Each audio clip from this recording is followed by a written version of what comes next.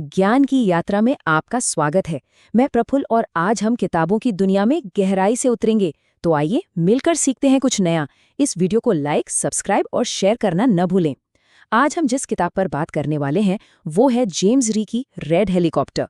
अब आप सोच रहे होंगे कि ये सिर्फ एक और लीडरशिप की किताब है, राइट? लेकिन सच कहूं तो ये कहानी फिलॉसफी, गणित और असली जिंदगी के अनुभवों को इतने बेहतरीन तरीके से आपस में जोड़ती है कि आप हैरान रह जाएंगे। स्क्रीन पर लिखे इस विचार को देखिए, ये सच में सोचने पर मजबूर कर देता है।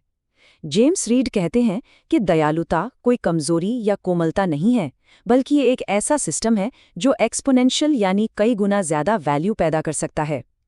जरा सोचिए, बचपन की एक छोटी सी याद, एक डूबती हुई कंपनी को बचाना और कुछ बहुत ही सिंपल से गणितीय समीकरण, ये सब मिलकर हमें ये सोचने पर मजबूर करते हैं कि हम असल में कैसे लीड करते हैं, हम वैल्यू को कैसे नापते हैं और सबसे बढ़कर हम एक दूसरे के साथ कैसा बर्ताव करते हैं।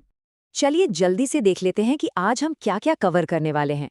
हमारी इस चर्चा को हम 6 मेन हिस्सों में बांटेंगे। पहला है रेड हेलीकॉप्टर और दयालुता का असली मतलब। दूसरा है वैल्यू और इंसानियत का गणित। फिर हम देखेंगे एशली स्टुअर्ट कंपनी के टर्न अराउंड की कमाल की कहानी। उसके बाद भावनात्मक संतुलन और तर्क।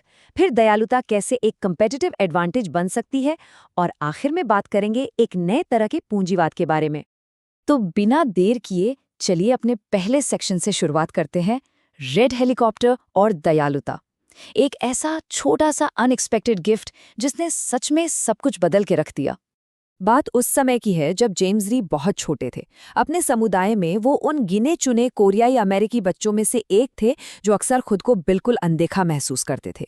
मतलब दो अलग अलग संस्कृतियों और उम्मीदों के बीच फंसे हुए।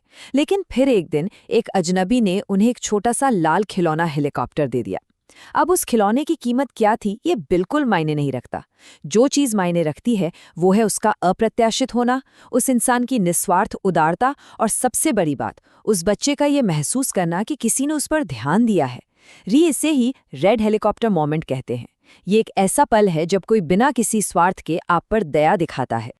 और पता है, यहीं से एक बहुत ही गहरी सोच का जन्म होता है। दयालुता वो सच में किसी की जिंदगी की पूरी दिशा बदल सकती है।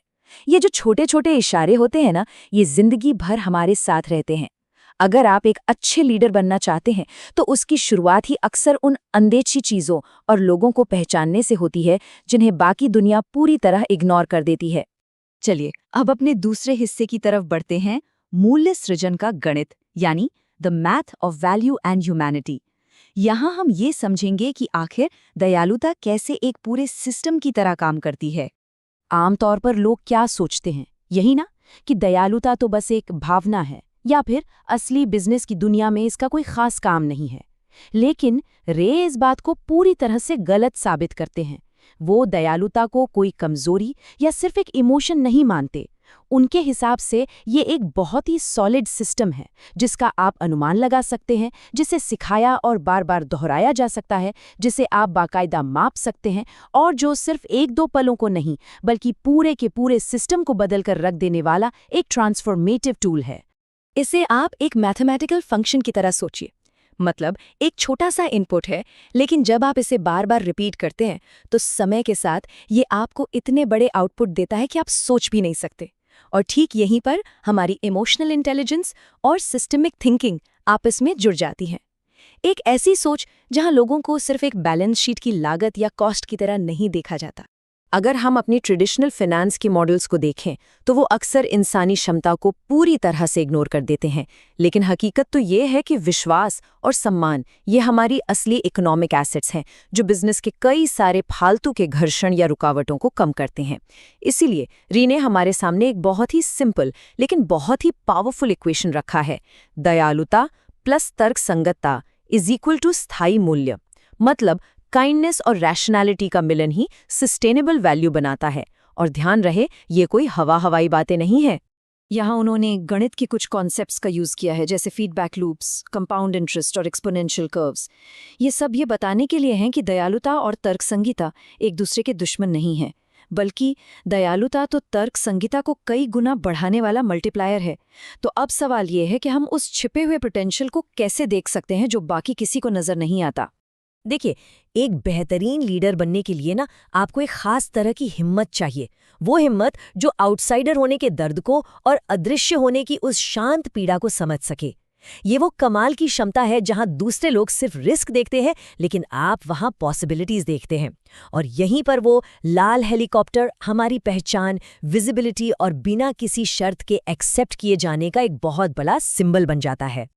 तो अब हम आते हैं अपने तीसरे सेक्शन पर, एशली स्टीवर्ट की कहानी। ये एक ऐसी कंपनी की कहानी है जो बिल्कुल बर्बादी के कगार पर थी। तो हुआ यूं कि प्लस साइज महिलाओं के लिए कपड़े बनाने वाला ये रिटेल ब्रांड एशली स्टीवर्ट पूरी तरह से दिवालिया हो चुका था।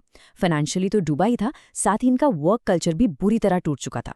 अब ऐसी हालत में ज्यादातर लीडर्स क्या करते हैं, वो तुरंत कॉस्ट कटिंग शुरू कर देते हैं, लोगों को नौकरी से निकालते हैं, राइट। लेकिन री ने बिल्कुल अलग रास्ता चुना। उन्होंने सबसे पहले अपने लोगों को सुनना शुरू किया, ट्रांसपेरेंसी रखी और उन्हें इज्जत दी। उनका मानना था कि ग्राउंड लेवल पर काम करने वाले कर्मचारी कंपनी के बड़े बड़े अधिकारियों से कहीं ज्यादा बेहतर तरीके से बिजनेस को समझते हैं। और यही हमें हमारे चौथे भाग पर लाता है, भावनात्मक संतुलन और तर्क। चलिए समझते हैं कि कैसे विश्वास यानी ट्रस्ट किसी भी बड़े बदलाव का असली इंजन होता है। इस पूरे टर्न अराउंड में ट्रस्ट सबसे बड़ा गेम चेंजर साबित हुआ। जब आप लोगों को ये महसूस कराते हैं कि उनकी अहमियत है, तो वो अपने आप ही दुगनी मेहनत करने लगते हैं। इससे एक साइकोलॉजिकल सेफ्टी मिलती है, जिससे क्रिएटिविटी बढ़ती है और काम में आने वाली रुकावटें या ट्रांजैक्शन कॉस्ट एकदम कम हो जाती है। और सबसे मजेदार बात, ये विश्वास समय के साथ मल्टीप्लाई होता है और एक ऐसा साइकिल बना देता है जो खुद ब खुद कंपनी को आगे बढ़ाता है। री ने यहाँ इमोशनल बैलेंस शीट का एक बहुत ही शानदार आइडिया दिया है। जैसे पैसों वाली बैलेंस शीट होती है ना, ये बिल्कुल वैसी ही है। इसमें आपकी जमा राशियां हैं, जैसे लोगों के काम को पहचानना, फेयरनेस रखना और सम्मान देना। और कटौतियां या विड्रॉल्स क्या है, डर, बेइज्जती या अनिश्चितता का माहौल बनाना। अगर आप इस इमोशनल बैलेंस शीट में लगातार घाटे में जा रहे हैं, तो यकीन मानिए आखिरकार आपकी पूरी कंपनी ही ताश के पत्तों की तरह ढह जाएगी। सोचिए, क्या हो अगर हम लॉजिक के चक्कर में अपनी इंसानियत ही भूल जाएं। आजकल के समय में सब कुछ बस ऑप्टिमाइज करने और सिर्फ डेटा के पीछे भागने से अक्सर हम बहुत गलत फैसले ले लेते हैं। क्योंकि भाई, एक एक्सेल स्प्रेडशीट इंसान के असली पोटेंशियल को थोड़ी नाप सकती है। इसीलिए हमें एक नए तरह के लीडरशिप की ज़रूरत है, जहां आपके एनालिटिकल दिमाग के साथ साथ मानवीय समझ और मॉरल रिस्पॉन्सिबिलिटी का होना भी उतना ही ज़रूरी है। अब हम अपने 5वें सेक्शन पर पहुंच गए हैं, प्रतिस्पर्धात्मक लाभ के रूप में दयालुता। मतलब दयालु होना कैसे आपको मार्केट में आगे रख सकता है। देखिए, दयालुता कोई चैरिटी या दान पुण्य का काम नहीं है। ये एक पक्की और सॉलिड बिजनेस स्ट्रैटेजी है। एशली स्टुअर्ट का टर्न अराउंड तो बस एक एग्जाम्पल है जो साबित करता है कि ये अप्रोच सच में मेजरेबल रिजल्ट्स देती है। जैसे कि एम्प्लॉयज का कंपनी न छोड़ना, कस्टमर्स की लॉयल्टी बढ़ना, तेजी से नए इनोवेशंस होना और बुरे वक्त में कंपनी का डटकर खड़े रहना। जो लीडर्स आजकल के बदलते माहौल और अनिश्चितता का सामना कर रहे हैं, उनके लिए ये समझना बहुत क्रूशल है। और आपको पता है, जब हार्वर्ड और MIT जैसी टॉप जगहों पर इस मॉडल के बारे में पढ़ाया जाता है, तो वहाँ स्टूडेंट्स का रिएक्शन कमाल का होता है। वो इन असली कहानियों और एम्पैथी को साबित करने वाले गणितीय मॉडल से बहुत गहराई से कनेक्ट करते हैं। क्योंकि जो नेक्स्ट जनरेशन के लीडर्स हैं ना, वो ये बात समझ रहे हैं कि हमें लॉजिक और इंसानियत दोनों को एक साथ लेकर चलना होगा।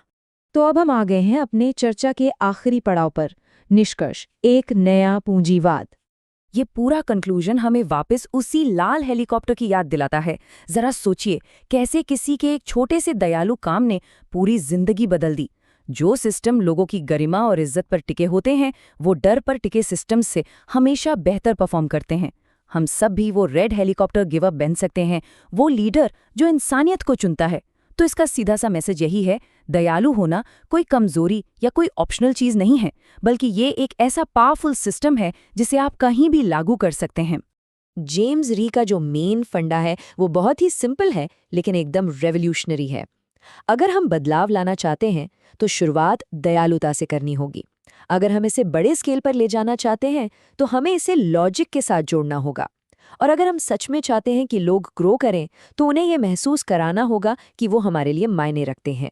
क्योंकि याद रखिए, इंसानियत और हाई परफॉर्मेंस ये दोनों एक दूसरे के दुश्मन नहीं हैं, बल्कि ये एक ही सिक्के के दो पहलू हैं।